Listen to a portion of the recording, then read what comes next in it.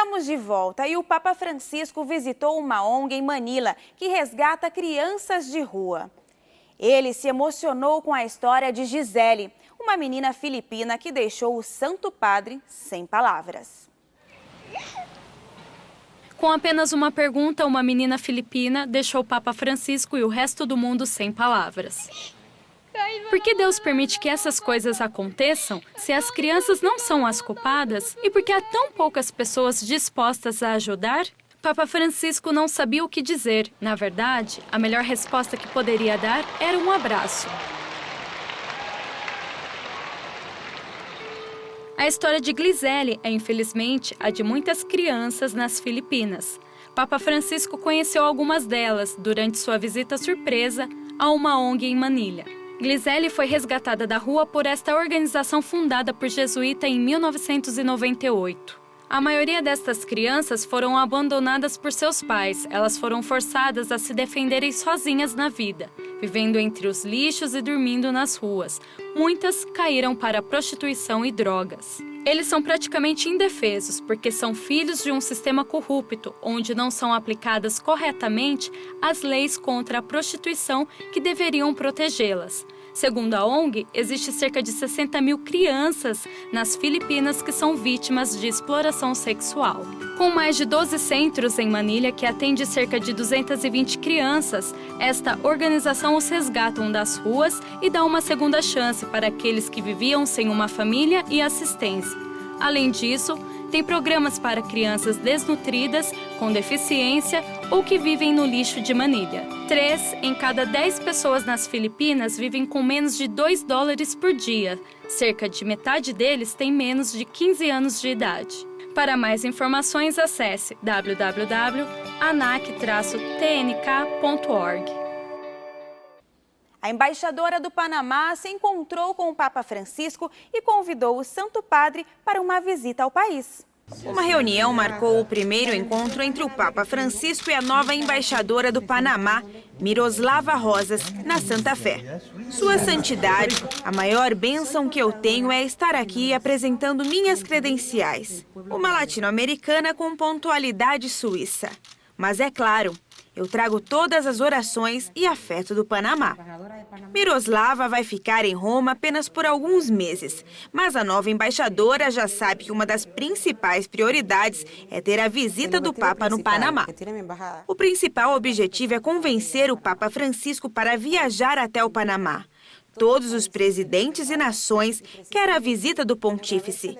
Desde que o Panamá recentemente comemorou 500 anos de criação da primeira diocese, eu acho que é um ótimo momento para convidar o Santo Padre. Para invitar al Santo Padre a que venga a nosso país. Atualmente, o Panamá tem uma população de cerca de 4 milhões de pessoas e cerca de 70% deles são católicos. Eles fazem parte de um importante legado cristão nas Américas, parte da história quando o Papa Leão X era pontífice.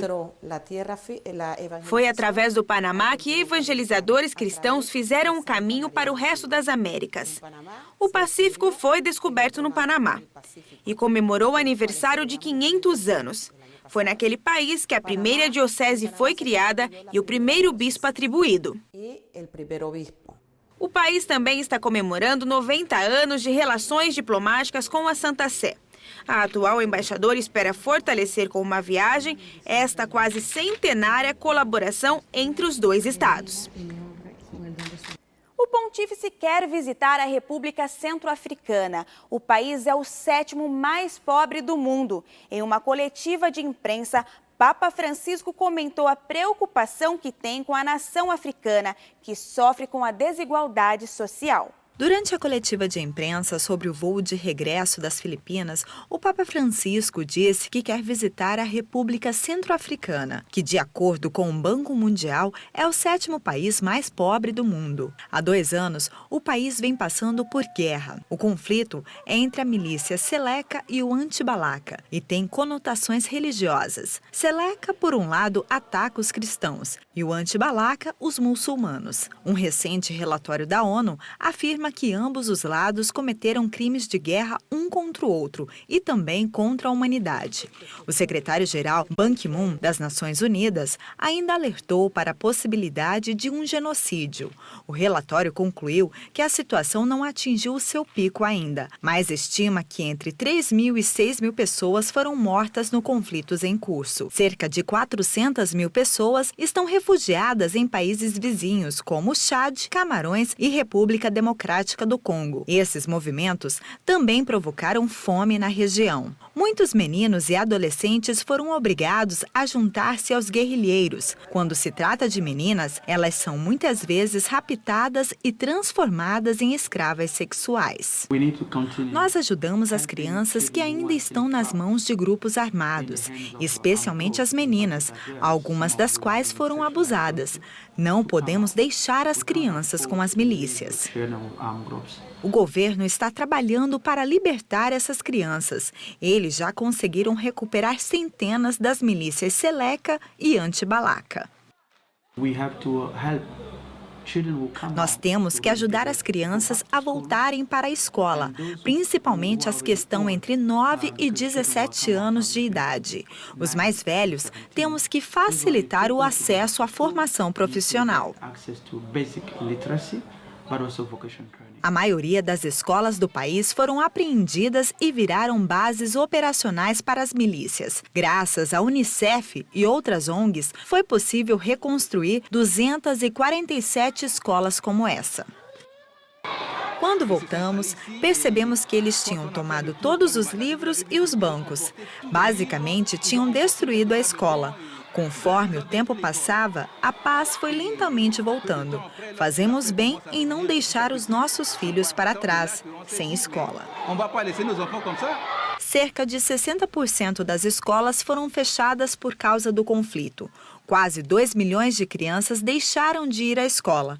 Apenas metade da população sabe ler e escrever. No próximo bloco, você vai ver. Jornada Mundial da Juventude em Cracóvia já tem um hino oficial.